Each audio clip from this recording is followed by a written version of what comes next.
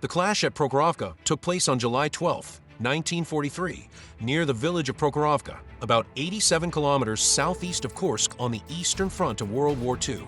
It formed a key episode in the broader Battle of Kursk when the Soviet 5th Guards Tank Army struck the German Waffen-SS 2nd SS Panzer Corps in one of history's largest armor engagements. Although the Red Army incurred heavy losses, it successfully blocked the Wehrmacht from seizing Prokhorovka and smashing through the third and final ring of defenses.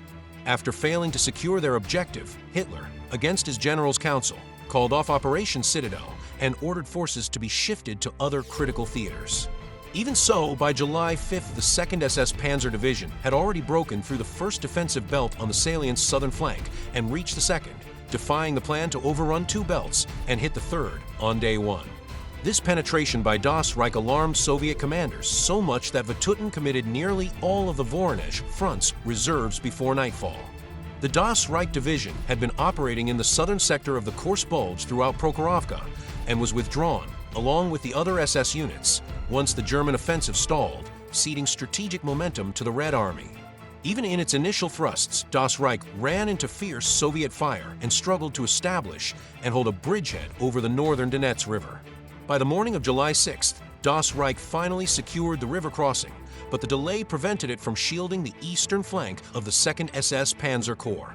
Late that same day, elements of the steppe front, specifically the 5th Guards Tank Army and the 5th Guards Army, began moving up from reserve positions. Over 3 days, the 5th Guards Tank Army covered approximately 320 to 390 kilometers, arriving in the Prokhorovka sector on the night of July 9th, while the 5th Guards Army's 33rd Guards Rifle Corps arrived on the night of July 10th. Both formations completed their advance and deployment largely unmolested by the Luftwaffe. At 5:45 on July 12th, Das Reich's headquarters began receiving reports of numerous tank engines as Soviet armor assembled for the assault. A preparatory artillery bombardment started around 8 o'clock, and at 8:30 Colonel Rotmistrov signaled "Steel, steel, steel," the code to commence the attack. At that cue, roughly 500 Soviet tanks and self-propelled guns of the 5th Guards Tank Army rolled forward against the 2nd SS Panzer Corps in two waves, for 130 vehicles in the first echelon and 70 in the second. Over 3 hours, German Tiger tanks engaged the Soviet armor from ranges of 1,000 meters down to point blank, inflicting severe losses and repelling the assault. Remarkably, none of the Tigers were lost.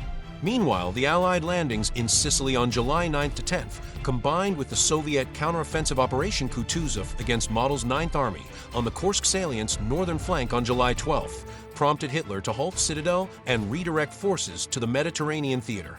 He ordered his generals to terminate the operation at once.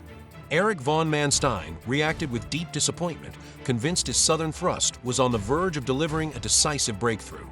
With the 3rd Panzer Corps poised to link up with the 2nd SS at Prokhorovka and the 24th Panzer Corps held in reserve, he believed the offensive was being aborted just as victory was within reach.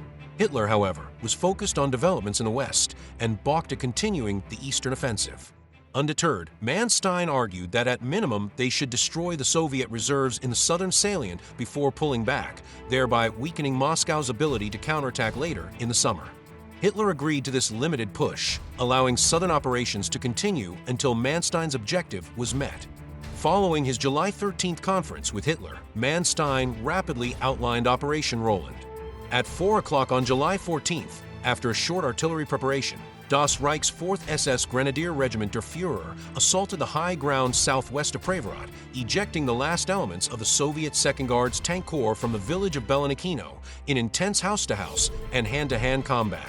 Das Reich's 2nd SS Panzer Regiment then beat off a series of Soviet counterattacks, forcing the Red Army units to fall back to a new defensive line. Although the 7th Panzer Division of the 3rd Panzer Corps linked up with Das Reich, the maneuver failed to encircle the Soviet forces, and Operation Roland produced no decisive result. By the early afternoon of July 17th, Hitler had called off Operation Roland and ordered the 2nd SS Panzer Corps to withdraw from the Prokhorovka sector toward Belgorod. Anticipating the directive, elements of the 4th Panzer Army and Army Detachment Kempf began pulling back as early as the evening of July 16th. Tanks from the 1st SS Panzer Division Leibstandard were parceled out to Das Reich and Totenkopf before that division was hurriedly redeployed to Italy, while Das Reich and Totenkopf shifted south to meet fresh Soviet offensives. Exact figures for Soviet tank and personnel losses at Prokhorovka remain elusive. The 5th Guards Tank Army's own records for July 12 list 600 to 650 tanks as damaged or destroyed in clashes with the 2nd SS Panzer Corps, while German reports estimate 60 to 80 tanks and assault guns lost to Soviet fire on that day. By July 16's close, the 2nd SS Panzer Corps had 292 serviceable tanks and assault guns, virtually unchanged from its strength at the battle's outset.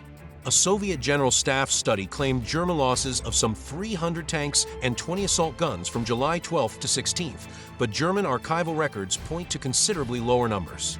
In the immediate aftermath of Roland's cancellation on July 17th, both sides raced to reorganize.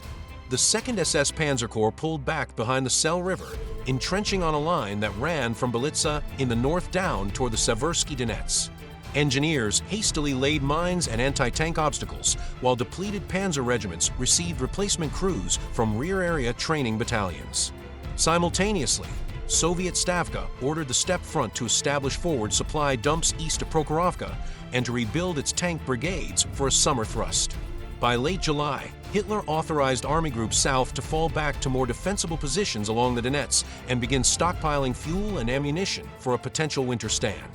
Logistics officers extended railheads toward Poltava, while motorized infantry divisions, many lacking up to 30% of their original strength, took up blocking positions near Kremenchuk. High Command directives stressed rigid defensive discipline, no further echelon withdrawals without explicit Führer approval. Meanwhile, Stavka greenlit the Belgorod, Kharkov offensive, Operation Rumiantsev. Beginning on August 3rd, Vatutin's 1st Ukrainian Front launched coordinated attacks south of Belgorod.